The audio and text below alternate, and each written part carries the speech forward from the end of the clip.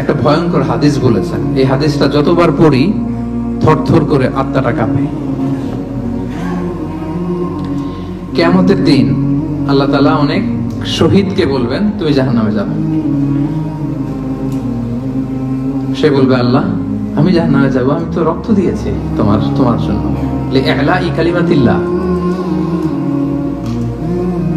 আমার দেহের তাজা রক্ত দিয়ে আমি শহীদ হয়েছি, জানাজা ছাড়া আমার দাফন হয়েছে, আমি তো জান্নাতে যাব। আল্লাহ বলবে না, তুমি শহীদ হয়েছো এই কারণে যে লোকজন তোমাকে বীর বলবে, বীর বাহাদুর।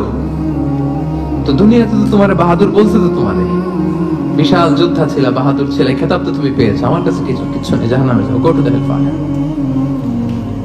অনেক দানশীলকে আল্লাহ বলবে জাহান্নামে যাও। সে বলবে আল্লাহ আমি জাহান্নামে যাব, আমি তো মসজিদ, মাদ্রাসা, এতিমখানা, বৃদ্ধাশ্রম এমন কিছু নাই যে বাকি রাখছি, শত শত মসজিদ আমি করেছি, আমি কেন জাহান্নামে যাব?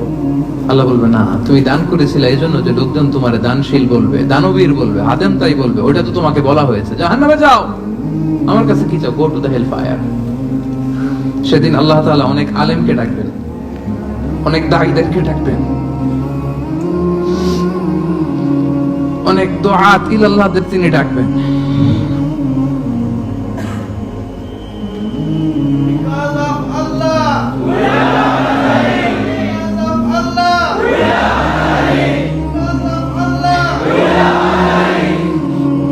সেদিন অনেক দুআত ইলাল্লাহদেরকে ডেকে আল্লাহ বলবেন যে তুমিও জাহান্নামে যাও।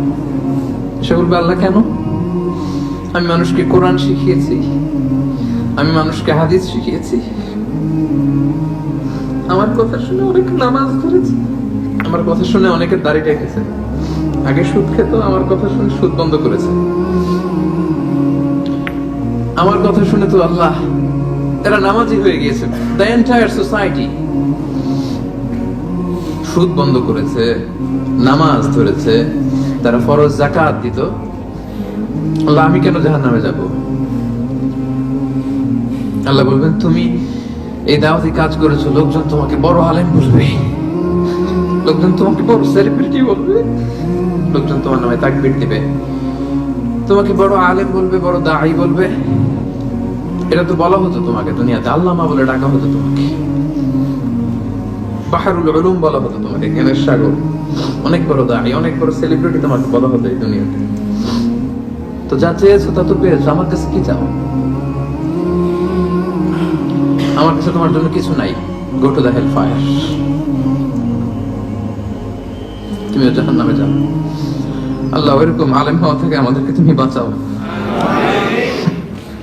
ওইরকম দাঈ হওয়া থেকে তুমি আমাদেরকে বাঁচাও।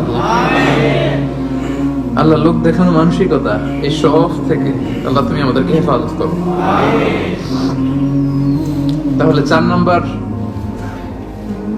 যে রোগ আমরা চিনে ফেলছি না, এটার নাম কি? রিয়া। নামাজ পড়তেছি, মানুষ আমার এই বড় মুসল্লি বলে, হজ করে আসছি যেন আমার নামের আগে আলহাজ লাগায়, যাকাত দিচ্ছি, যাকাতের শাড়ি লুঙ্গি, দানবীর শিল্পপতি এটা যেন বলে, জিহাদের ময়দানে গিয়েছি, ইসলামের জন্য মিছিল দিচ্ছি, যাতে মিডিয়াতে আমাকে সবার আগে দেখা যায়। আল্লাহ বলবে গো টু দ্য হেলফায়ার, জাহান্নামে যাও। এগুলো একটাও আমার জন্য করো নাই, তুমি যা চেয়েছিলে দুনিয়াতে তুমি সেটা পেয়েছো, আমার কাছে কি চাও? কিচ্ছু নাই আমার কাছে তোমার জন্য, যাও। আল্লাহ এরকম দানশীল হওয়া থেকে, এরকম আলেম হওয়া থেকে, এরকম বীরত্ব দেখানো থেকে আল্লাহ তুমি আমাদেরকে হেফাজত করো। আল্লাহ রিয়া থেকে আমাদের এই কলবটাকে তুমি মুক্ত করো। আল্লাহ আমরা যা করব কেবলমাত্র শুধুমাত্র তোমার সন্তুষ্টির জন্য, তোমাকে দেখানোর জন্য যেন করতে পারে, আল্লাহ তুমি তৌফিক দান করো। তাহলে 4 নাম্বার রোগটা চিনতে পারছেন প্রিয় ভাইরা? কি নাম এটার? আলহামদুলিল্লাহ, এই তো বুঝে ফেলতেছেন।